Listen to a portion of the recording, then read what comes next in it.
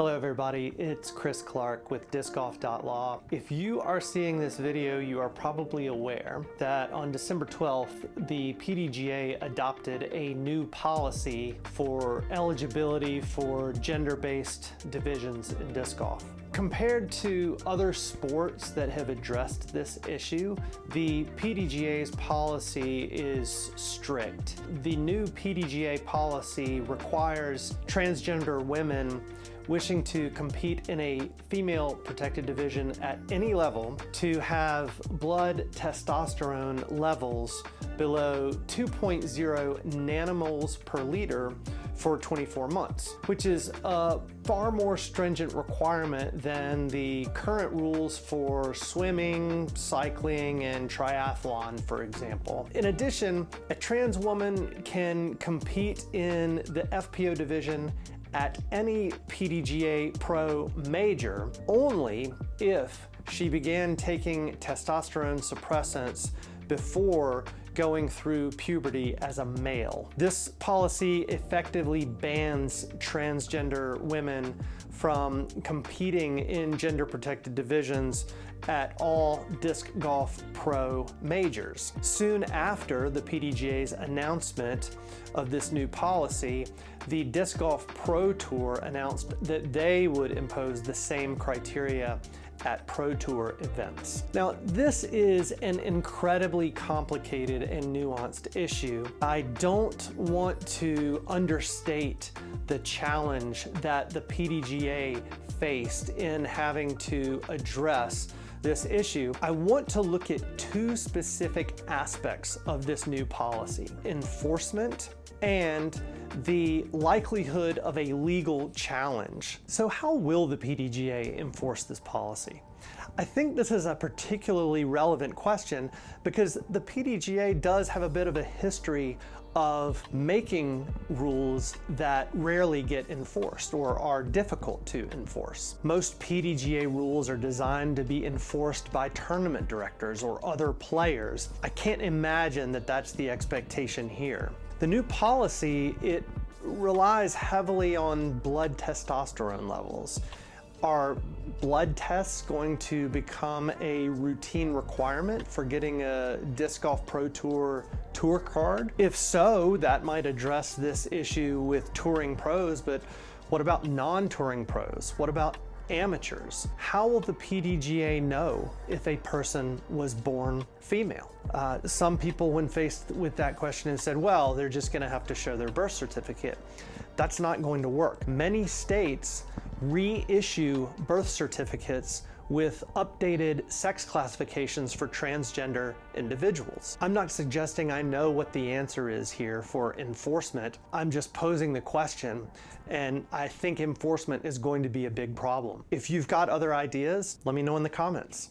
The second issue I want to address is, are there grounds on which the PDGA's policy could be legally challenged? There are several factors that make it difficult to determine what grounds exist to challenge this new PDGA policy. The biggest reason for this is that almost all of the legal activity in this area has involved high school or college or Olympic sports, in other words, non-professional sports. The PDGA's policy affects professional athletes who make some or all of their living playing disc golf. There are a handful of states that have passed legislation regulating participation of transgender athletes in sports, but all the ones that we found apply to student athletes and not professionals. The US Constitution's Equal Protection Clause is often cited as an emerging source of protection for transgender rights, including in the context of things like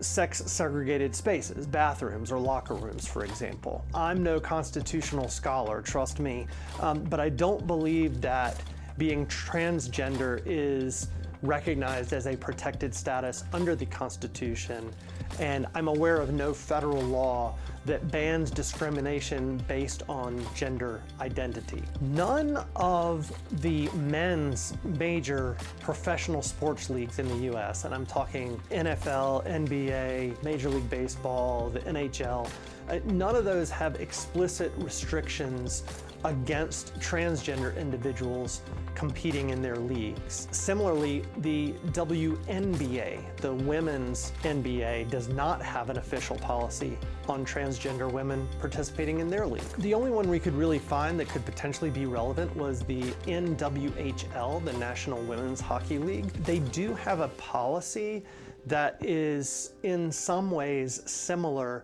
to the new policy that was just recently adopted by the PDGA, but to my knowledge, there has been no legal challenge to the NWHL policy. The American legal system is by and large based on precedent, which means we rely on principles and rules established in previous legal cases with similar issues or facts. The fact is, we don't have any direct precedent to rely on here, which means a legal challenge to the PDGA's policies will have to get creative and draw analogies to prior cases that aren't directly on point. There's no clear-cut basis of which I'm aware to legally challenge the new PDGA policy on transgender women playing in female protected divisions. Now, that doesn't mean a smart, creative lawyer couldn't find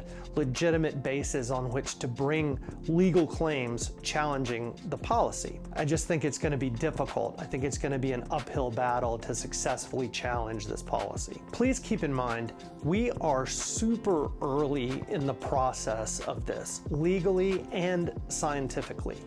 There is a lot more work to do on this subject.